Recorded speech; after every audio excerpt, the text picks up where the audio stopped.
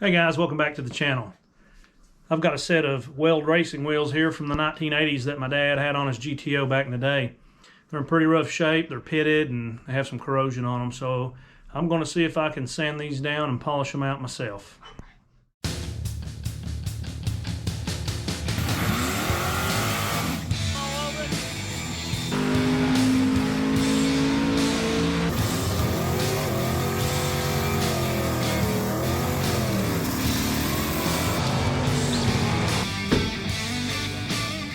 Make sure to hit the like and subscribe button.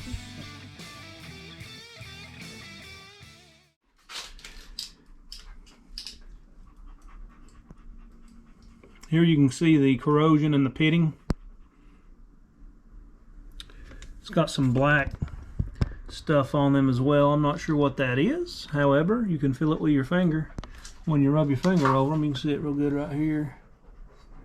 So we're going to sand these down and see what happens with it. Something pretty cool about these wheels, if you look, April 8th, 1987. Just so everybody knows what I'm using, I have some glass bead here, 80 grit from Harbor Freight, that I'm going to initially hit these wheels with. I've got a Harbor Freight media blaster here. Got me a little extra light shining so I can see good. And I made some mods to this cabinet. I made a homemade metering valve so I can control the amount of media going through my hose, and then drill the hole over here beneath the door and bring the media into my gun that way. It just works a lot better. There's a lot of videos out there on YouTube about how to do that, but if you have any questions, ask.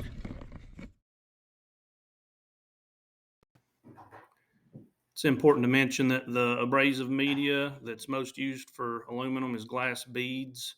You could also use sodium bicarbonate or walnut shells, but you want to make sure not to use steel shot or steel grit because this can actually profile the surface. That can lead to corrosion. If I had it to do over again, I probably would have just sanded them. So here's what I've been using to sand and polish these wheels. Initially put them in my media blaster. You don't have to do that. I went to Harbor Freight, bought a palm polisher that's got a hook and loop system on it. And then I went and got their 600 grit and 800 grit sanding discs to sand the wheels on down. And then for the hard to reach places, they've got these abrasive balls. They've got green and red. It was pretty handy getting in the holes. The other thing I got on my email, shot Zephyr a message, asked them what kit would be better for these wheels, and I described the damage to them, and they sent me the Super Shine X polishing kit. So here's everything that comes in the Zephyr Super Shine X polishing kit. You have the fast cut yellow and orange wheel that you use with the brown compound. This will be your initial cut. You have the smooth cut. They call this one the Joker because it is purple and green. It's the smooth cut. You use it with the green compound.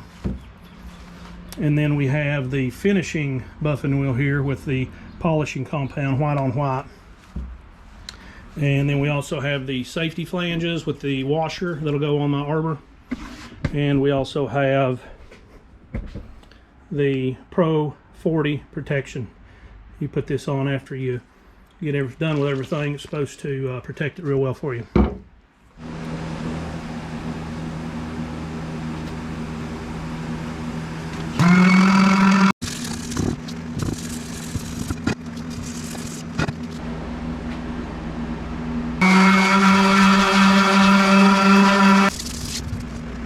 Take your buffing wheel, prime it with the compound, and go through each of the 3 polishing steps. And it's really important to take your time and be meticulous before moving on to the next step. And also, this is a very dirty job. Make sure you wear a respirator and eye protection.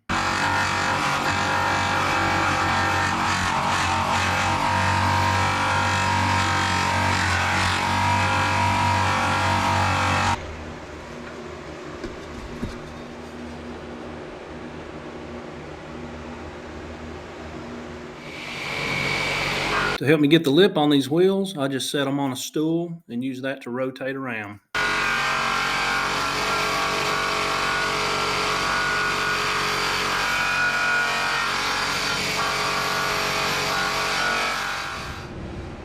Alright guys, I brought you in for the final step. I've already hit part of this wheel with the very last step, the Pro 40. This wheel had a little bit of dark color to it. It kind of had me worried, but this stuff here does a great job. I'll show you here. You want to use a good quality microfiber, it says, that won't scratch. They look great. These things look brand new. Alright guys, this is the final product. I think it looks fantastic, especially starting out with what we did. Let me know what you think in the comments down there, and hopefully this video helped you out. The Zephyr polishing kit's a winner.